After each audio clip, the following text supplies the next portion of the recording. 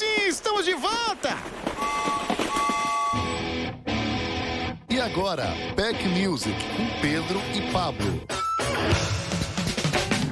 Fala aí, galera, estamos aqui mais uma vez ao vivo, diretamente dos estúdios da Rádio Geek Enterprise. É isso aí, você agora vai saber um pouquinho mais sobre o mercado da arte, da música e tudo mais. Hoje estou junto com uma pessoa muito especialista, mas antes de anunciar, eu quero anunciar pra você o nosso WhatsApp. Pode mandar lá, 11 973 13 66 17.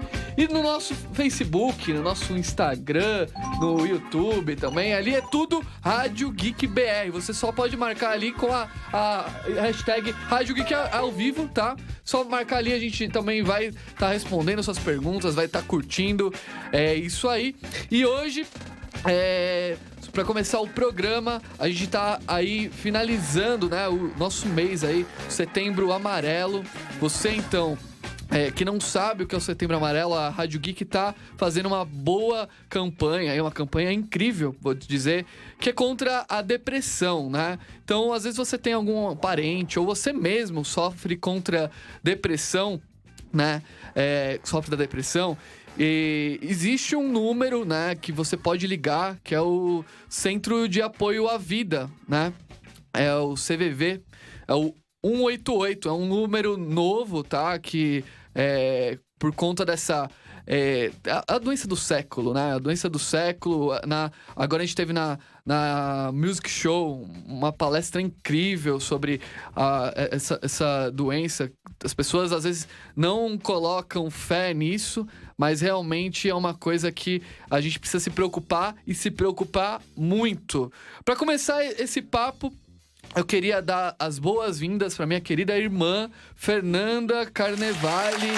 Fernanda Carnevale, que é artista, educadora, ela que tem vários projetos aí de formação de docentes, de trabalho com criatividade em sala de aula. E além disso, ela tem a honra, né, de ser a irmã de uma pessoa linda, que nem eu. Você que tá vendo aqui no Facebook, pode estar acompanhando. Tem essa honra, né? A gente saiu da mesma forma, ela também é muito bonita, particularmente, assim, eu acho, né? Mas diga aí, Fernanda, manda um salve pra todo mundo que tá nos assistindo e tá acompanhando aqui ao vivo. Oi, gente. Oi, pessoal. Boa tarde para todos que estão nos acompanhando, para os que nos acompanharão depois pelo link. É um prazer imenso estar aqui com vocês, com meu querido e sempre eterno irmão Pedrinho, com o já irmão Pablo. É bom porque alguém me anuncia, né? É bom, né? Mas tá tendo sempre no começo lá com Pedro e Pablo. Sempre tem. Não, eu não te ignoro, Pablo. Muito obrigado, Fernanda. Então, Seja prazer bem-vinda. estar aqui com vocês. Muito obrigada. E, Pedrão, você falou a história da Music Show. Cara, eu tive o privilégio de fazer a mediação desse painel sobre o papel da música, né, para o tratamento da depressão, e foi uma coisa muito especial, assim, porque primeiro que a gente teve o contato com um universo muito fascinante que é da musicoterapia. Muito legal. Né? Que, cara, tem umas coisas assim que você fica admirado, assim. Só pra exemplificar, você sabia que existe uma maca que ela é realizada ela é feita para realizar massagens. Uma maca. Para realizar massagens em pacientes através da vibração de cordas que ficam abaixo da maca. Então você deita e aí o terapeuta, né, toca aquelas cordas e a maca ela vira uma caixa de ressonância, quase como um violão. E aí a vibração vai passando por todo o corpo e realizando uma massagem. Então, assim, super interessante. E, aliás, eu descobri que se você tá meio triste, tá meio, né, enfim, deprimido, a afinação em Ré é uma afinação que acalma. Olha que coisa interessante.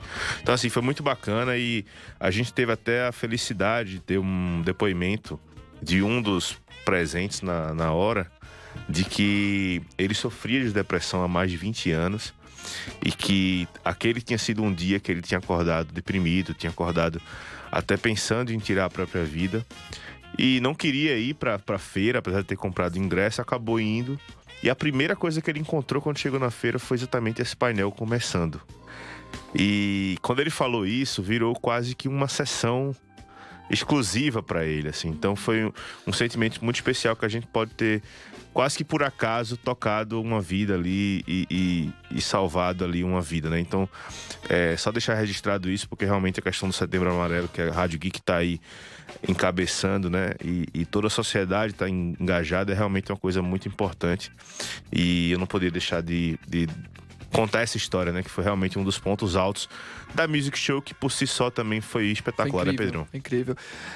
Eu acho que todo esse assunto é muito importante, né? Não só esse assunto, mas também o papel da arte como um todo, né? E como ela dá sentido à vida, ao indivíduo, né? Como um todo, né?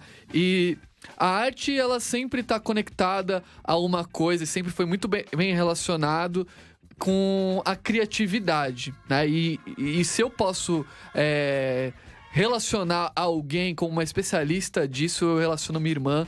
Não conheço tantas pessoas que são especialistas disso.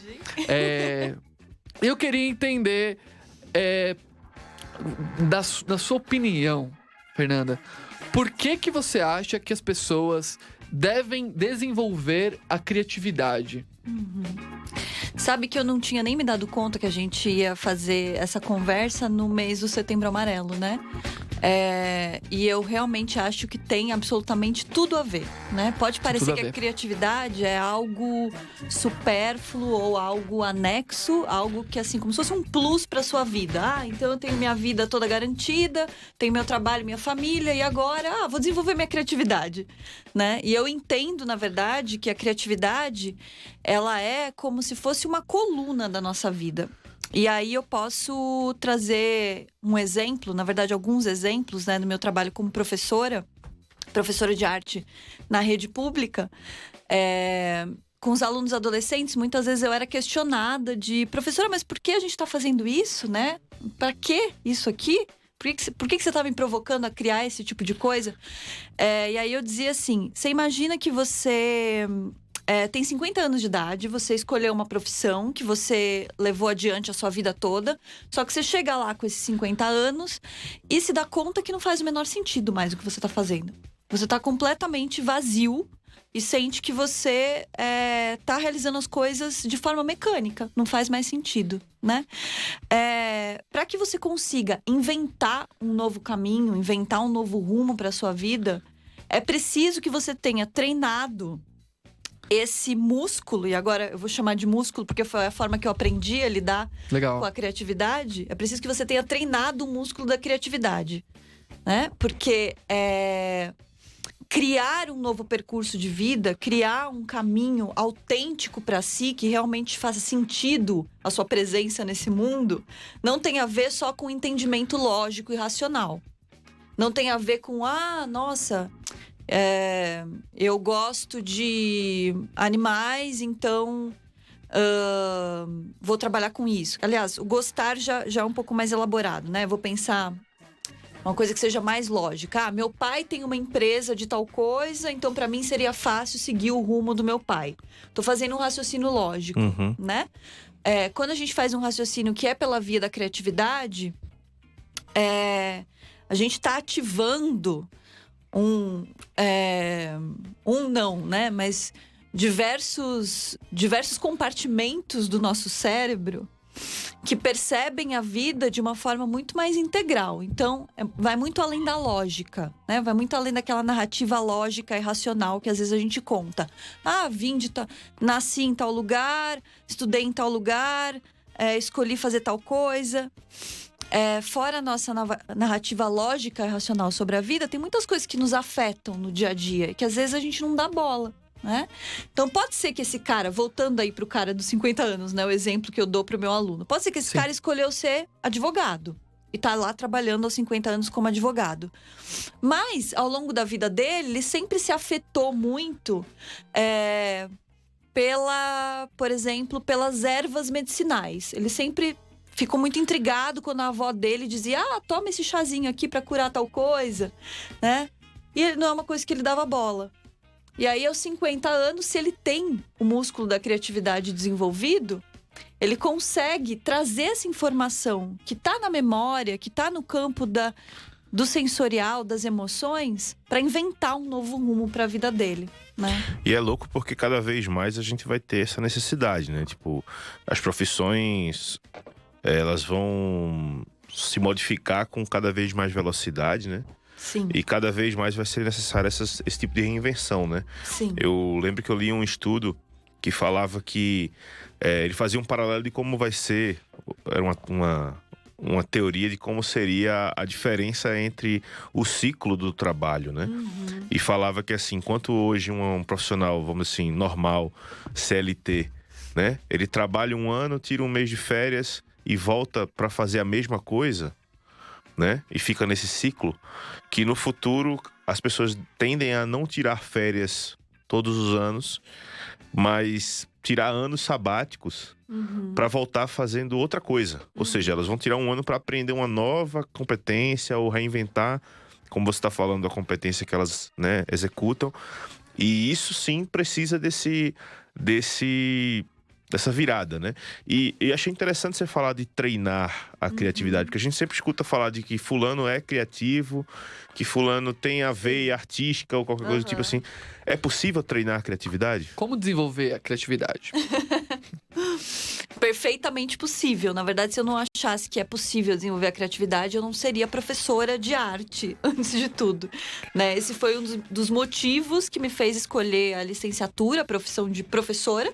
Eu entrei na faculdade achando que eu ia ser atriz, e a faculdade me transformou a tal modo, né? As experiências artísticas que eu vivenciei me transformaram a tal modo que eu entendi que eu queria que outras pessoas vivenciassem aquilo, né? Justamente por acreditar nessa transformação, nesse treino da criatividade, né? Então, a gente pode falar, por um lado, de como desenvolver a criatividade dentro da educação, seja da educação formal ou não formal, dentro da escola, né? Dentro de uma aula de arte.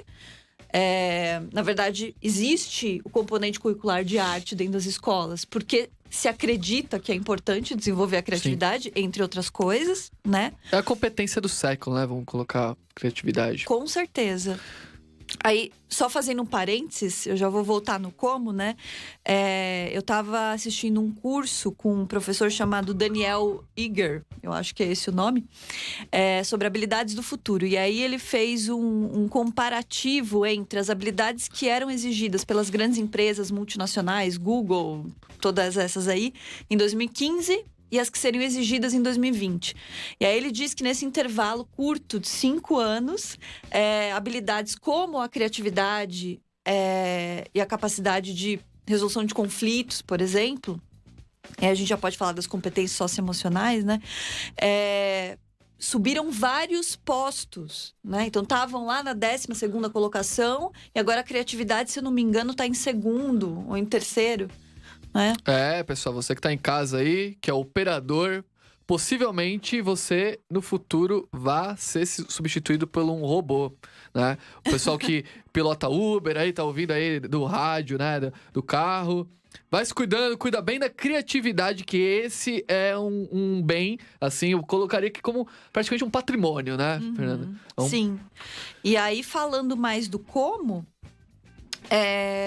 o que eu acho que a arte tem de muito generosa, assim, com a gente, é o fato de que ela não é algo que se restringe a uma disciplina, um campo que você só aprende dentro da escola ou da universidade, né?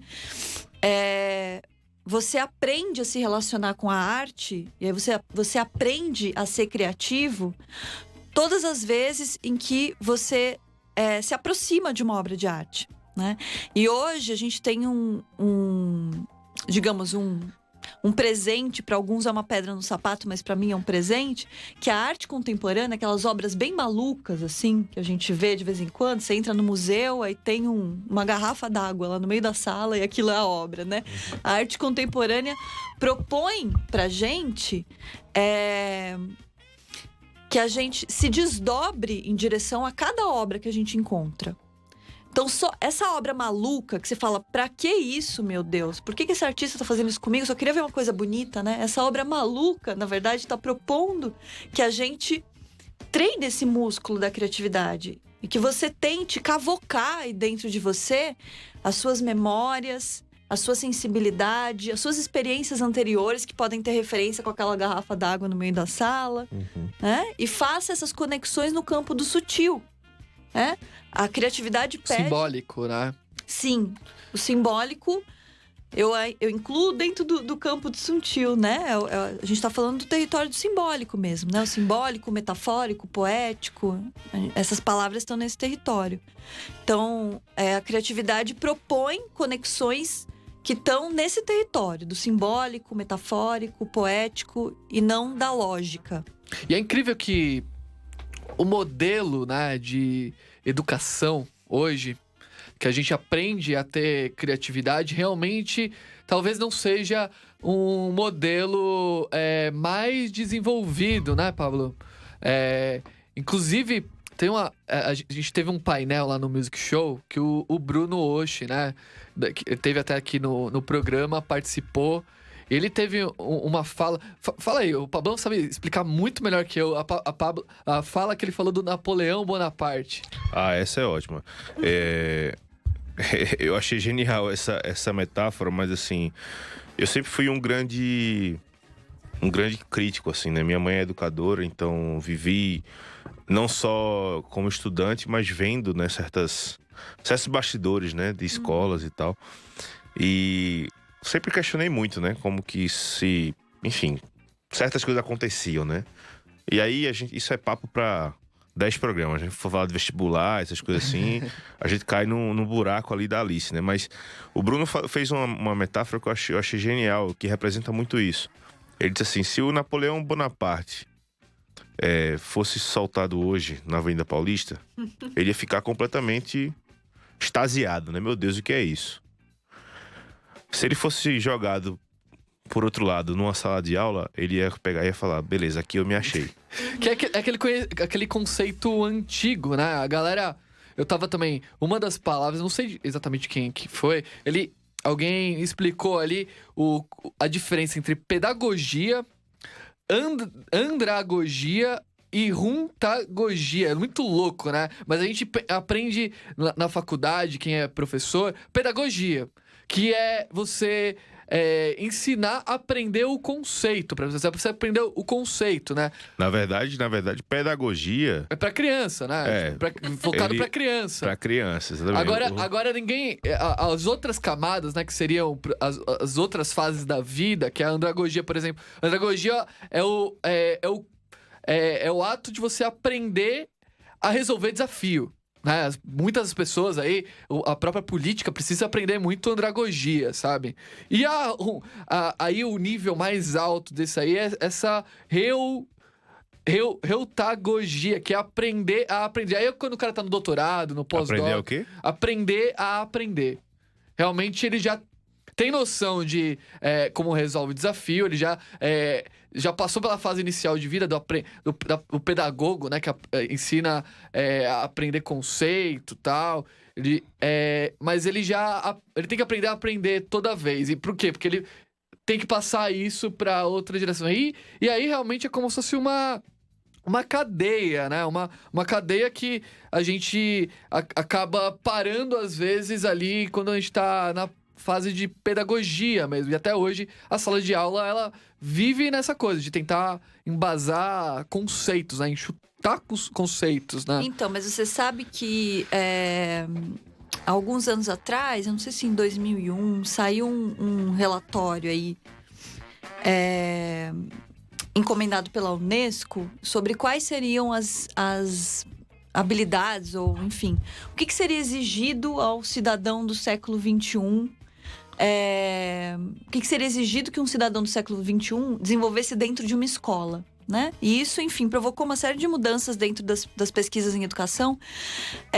E aí começou a se falar que, na verdade, já dentro da escola é preciso que a criança aprenda a fazer, aprenda a conhecer. Eu não vou lembrar exatamente, são 4 palavrinhas, mas que eu sempre confundo, sabe? Mas enfim, a questão é que já se fala em aprender a ser dentro da escola de ensino É muito básico. paralelo da moça lá dos workshops que você tava falando, que ela teve que ressignificar a vida. Conta a história aí pro pessoal que tá eu achei sensacional essa história. É uma história dessas de... histórias sensacionalistas mesmo, né? Achei sensacional. A gente já tá terminando, tá, pausa? Já tá terminando? Não, pode ir. Tá. Então, essa história eu acho que também responde um pouco a essa questão do como desenvolver a criatividade ao longo da vida, né? Como aprender a aprender ao longo da vida também. Eu tava dando uma oficina de um projeto que eu tenho, que se chama Objetos de Cuidado Poético. E aí, nessa oficina, as pessoas tinham que criar um objeto de arte que servisse ao autocuidado, que a partir desse objeto ela conseguisse se cuidar. E essa senhora, no começo ali da oficina, ela trouxe uma questão, que era o que ela queria trabalhar, que era... eu sou separada e meu marido vem buscar as crianças nos finais de semana para ficar com elas. E quando ele vem buscar as crianças, eu fico morrendo de medo porque eu não sei o que fazer quando eu tô sozinha. Eu não sei o que fazer quando eu não tô com os meus filhos. E ela sentiu um vazio enorme, assim, porque ela não sabia o que fazer com ela mesma, no fim das contas, né? A não ser ser mãe e cuidar daquela família, ela não sabia o que fazer com ela mesma. E aí, ela criou um objeto, que eu não vou lembrar agora o nome que ela deu pro objeto, mas ela criou um jogo onde ela elencou várias atividades que ela sabia que ela gostava, que ela tinha afinidade. Então, sei lá, colocar um tênis e caminhar no parque, ler um livro que há muito tempo ela queria ler, ligar para uma amiga, aprender uma receita nova, coisas que ela já sabia que ela queria fazer, mas que ela não conseguia ter iniciativa de fazer. Ela ficava muito no plano do sofrimento, né? De sentir esse vazio aí da ausência das crianças. E ela criou esse jogo onde ela iria sortear atividades todos os finais de semana para poder fazer e, enfim, preencher o seu tempo. E aí, no final da oficina, ela disse assim: eu não tô mais com medo de quando meu ex-marido for buscar as crianças. Eu tô ansiosa para chegar ao final de semana. Eu quero me curtir agora, né? Exatamente. Mas é muito legal, pessoal. Bom, passou rápido, né? Nossa! Voando. Muito. Vamos pleitear aí, mas... Eu quero mais. Vamos pleitear mais tempo aí. Juliano, se você estiver ouvindo a gente, queremos mais tempo, viu? Inclusive, pessoal, hoje termina um novo ciclo aí, de uma primeira temporada. Queria agradecer todo mundo que acompanhou o programa até aqui. A gente vai continuar com outro formato bem legal. A gente ainda não tá sabendo aí como que vai ser. Breve vai ter novidades aí no nosso programa Pack Music, tá? Então, você que acompanhou aqui, obrigado por ter acompanhado, tá?